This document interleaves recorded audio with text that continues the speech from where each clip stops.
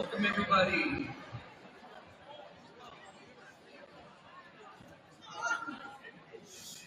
I'd like to just welcome everyone that's here today, particularly our students, and really appreciate the respect you're going to hold today during the assembly, as it's really an important topic that we reflect upon our veterans today. So hello and welcome. On behalf of Benny Lewis Preparatory Academy, we welcome you to our annual Veterans Day Assembly. Thank you for joining us as we honor and celebrate those who have given service to their country. America's armed forces have always been prepared to defend our freedom and the freedom of others throughout the world. Behind me is a tribute slideshow that features veterans from our community. You may even see some familiar faces from teachers in the building to parents and members within our community. Today, to help us celebrate, we welcome our Banning Lewis Preparatory Choir, directed by Mr. Stephen Myers, our BLPA student representative. Yeah, hands, man.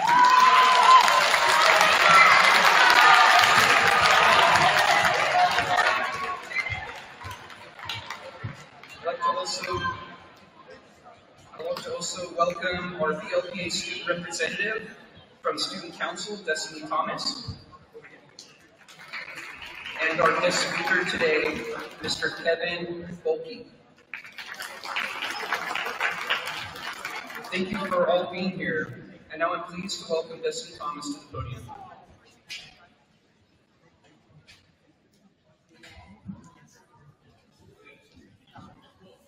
If you would please rise for the Pledge of Allegiance and remain standing for the performance of our national anthem.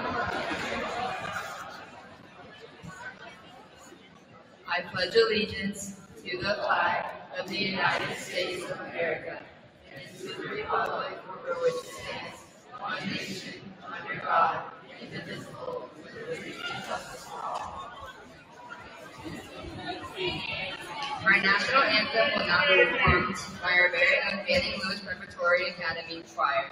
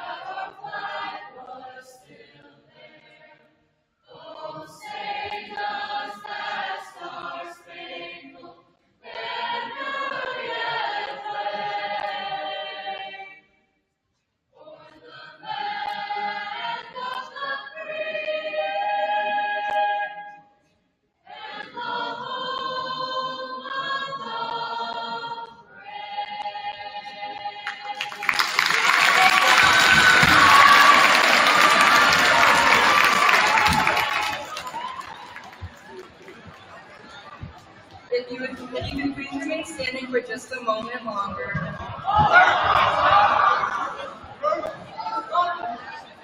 While Veterans Day is typically a tribute to America's living veterans, it is always appropriate to include a moment of respect for those who gave their lives for their country. The well-known bugle call taps is played every night to signal lights out, played by both Union and Confederate armies during the Civil War. It was officially accepted by the U.S. Army in 1874.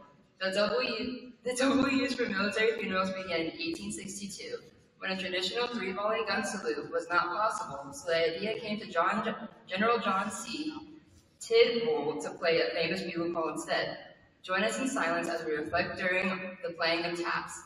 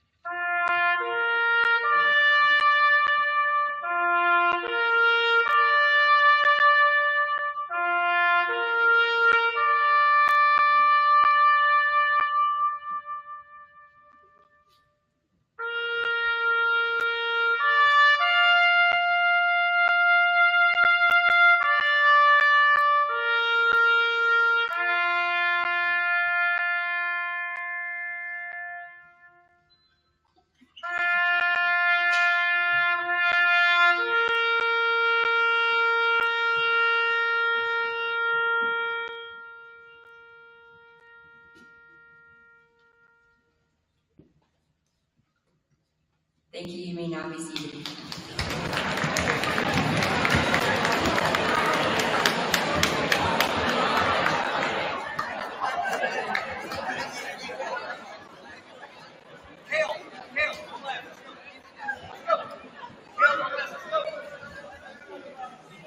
Thank you for that tribute. Just as a matter of a quick civic lesson, since we are in school, anytime you're in a public event where they ask you to stand to show respect for something, usually you don't sit until you're invited to do so. So this is something in the future to kind of learn and reflect upon, particularly when it comes to any kind of patriotism or things of that sort. And usually they'll invite you to stand and invite you to sit. Really appreciate that. So ladies and gentlemen, at this time, it is my distinct honor to introduce our guest speaker, a person whose career exemplifies dedication, leadership, and service to our country. Please join me in welcoming Mr. Kevin Boelke, a retired Lieutenant Colonel of the United States Army. Lieutenant Colonel Kevin Boelke is a 23-year veteran of the United States Army. Born and raised in El Paso, Texas, he entered the Army in 1995 after receiving his commission from Marion Military Institute. Kevin has served as an armor officer and an operations research system analyst at all levels from platoon leader up to division staff officer. Throughout his career, he completed numerous military courses, such as the Armor Officer Basic Course, Air Defense Artillery Captain's Career Course, Intermediate Level Education, ORSA Military Application, and Deployed Analysis courses. He has been stationed at locations both in the United States and abroad, such as Fort Polk, Louisiana, Wartburg, Germany, White Sands Missile Range in New Mexico, Joint Base Lewis McChord in Washington, and Fort Carson here in Colorado. Over his career, he has earned the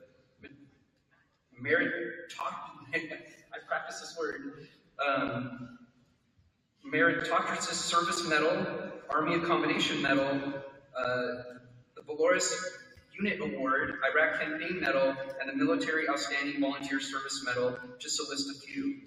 Kevin is the father of 4, Max, now serving the United States Air Force, Ben, Nick, and Rex. We are fortunate to have him here today to share insights from his remarkable journey. Please give a warm welcome to Army Lieutenant Colonel retiree Mr. Kevin Boelke.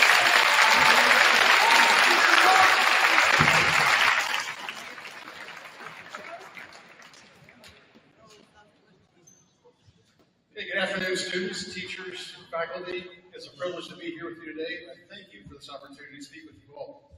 Before I get started today, I need a moment to say hello to my extended family. And I'm not the only veteran here, so to my fellow guardians, sailors, Marines, airmen, coasties, and soldiers, thank you for being here with us today. Thank you for answering the call to service, and above all, thank you for standing in line with me. Next, I'd like to take a moment to recognize a special group that is near and dear to our hearts. Would the military brats in the audience please stand? Those of you who have a parent or relatives that are actively serving or have served in the military.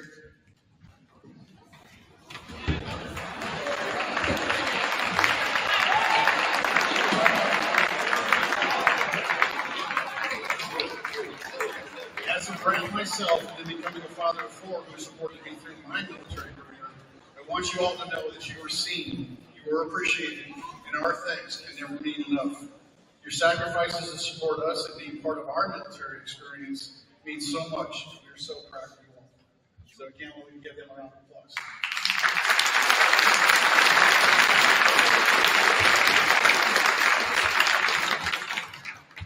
Some of you here may or may not remember the picture that you see behind me here.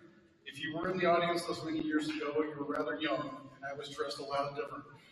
However, what remains the same back then as it does today is when someone is asked to speak to a group or make a presentation, the speaker will typically struggle with what the topic should be, what message they would like to share, and what the audience would most likely hear about.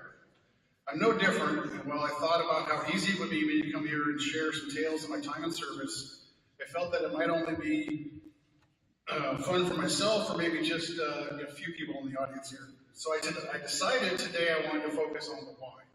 First off, why today, and then why you may choose service by reflecting on what led me to my time in service. So first off, why today? Well, it was on that day, the 11th 11th month of the 11th hour, the guns fell silent. 11 November 1918, the Great War would finally end.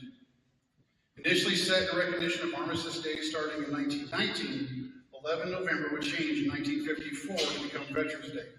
This day would change in order to honor all veterans across all wars and conflicts, not just what we now know as World War I. Therefore, each 11th of November, we take pause from the normal routines and we gather in small or large groups, and we look to those who chose to serve our nation. We recognize their sacrifice, their commitment to the nation, and their willingness to serve. As veterans, we are sometimes looked at and treated like superheroes, though I'm sure many of my fellow veterans here will tell you the same thing that I feel. I am no hero, though I have walked among them. So here we are, 11 November, Veterans Day.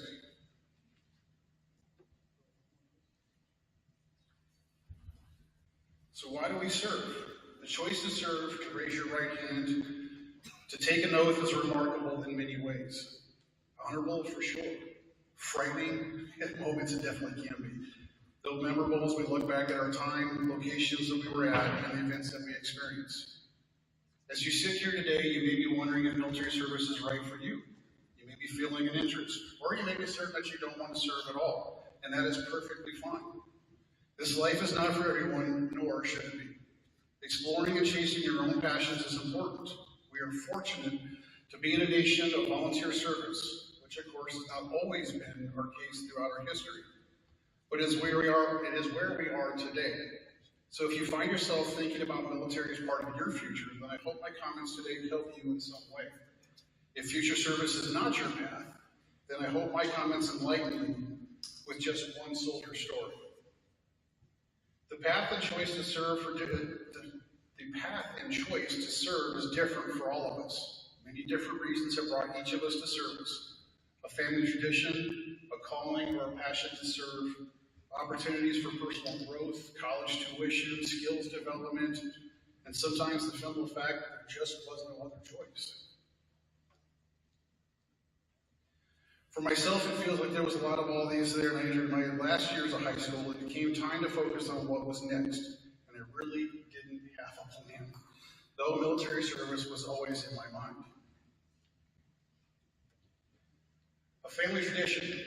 I can trace my family members back through several generations who served, and even one who served on the German side during World War I. Totally unique in its own story. I won't go into that today. College. A college degree felt important to me, but I surely had not done what I should have done to prepare myself for college.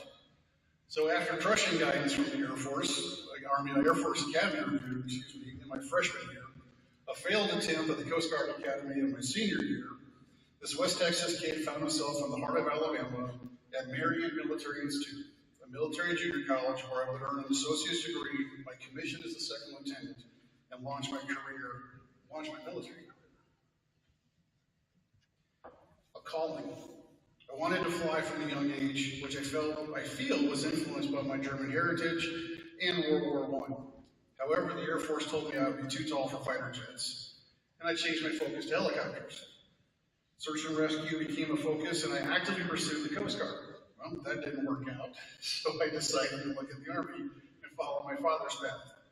I wanted to fly medevac helicopters, which, once again, didn't work out. What worked out for me was becoming an armor officer, and I literally and figuratively found my home inside the M1A1 Abrams tank. A passion to serve. Starting my service in the National Guard and then on active duty, I would PCS or move 8 times, spend a tour in Germany, including some side vacations in places like Kosovo and Iraq. I led soldiers in combat, and I even drastically changed jobs just a little more than halfway through my career. While I hated leaving the tank, but you learn as you grow, you see a path ahead of you, and you make those tough choices to step into a new direction. Becoming an operations research systems analyst was eye-opening for me, and even allowed me to earn my master's degree. 23 years later, I decided it was time to step aside and let those behind me continue our mission. I had done my best for those that I had led, served and served under. Looking back at my early goals, as I had outlined myself as a very young second lieutenant. I surprised the kid met both. Served a full career of 20 years. I've got that part. Earned a Stetson and Spurs. Got both on today. Served one grade past my grandfather. Almost made it. I would like to take a moment to recognize the silver oak leaves that you see on my Stetson here today are actually my grandfather's pins. He retired out of the military as Lieutenant Colonel. So when I made my rank, my father brought me his pins and pinned them on me. I think I did all right through the true measures. I think I did all right through those years, though the true measure of me comes from those who served with me. So for them, I hope I did you all well. Regardless of what has brought any of us to service, there's an underlying reason why we willingly do so, and that is you. Look around you, look to your classmates and friends, look to your teachers and staff here. You all have your dreams, interests, and callings. Your teachers and faculty are here today because their passion and interest led them here. Being part of your life, personal development, so that you can go forward from here and seek out your own interest drives them. Veterans are the same. We serve so that all of you can follow your own calling. We serve to honor you and with all of you in mind. We serve with the goal in mind that one day those behind us won't have to serve. Today, many veterans will here receive recognition such as thank you for your service or thank you for your sacrifice. I freely admit that I'm always taken back by this. I chose to serve. I wanted to serve, and I'm proud that I served. Recognition of my service was never the goal. However, I've come to a place of comprehension when I hear this. As you thank our service members and veterans today, know this, you are worth it. I thank you all for your support, for your time to speak with you, and for the recognition of an amazing military members, and again, because you are all worth it. Thank you very much.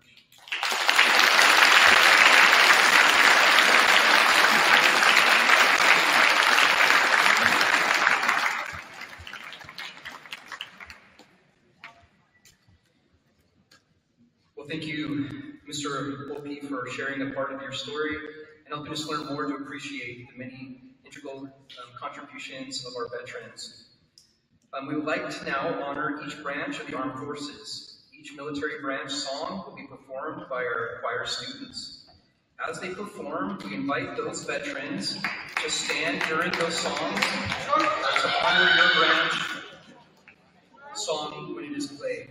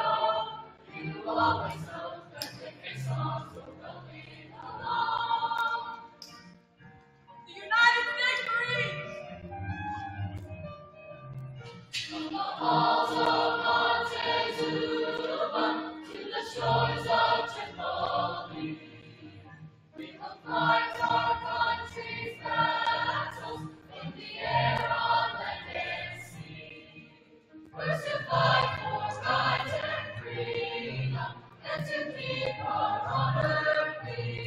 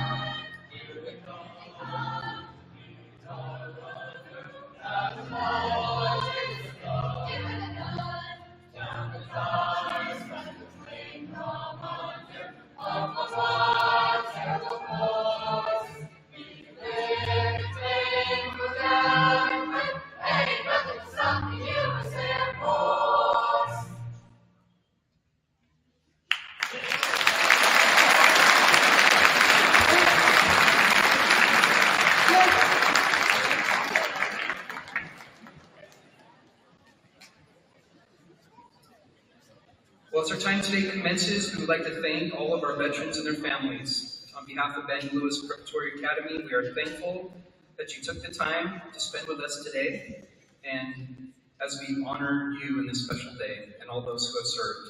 We want to invite any veterans in attendance to please join us for some refreshment in your honor. At this time, the teachers and students are dismissed to return to their classes. Thank you.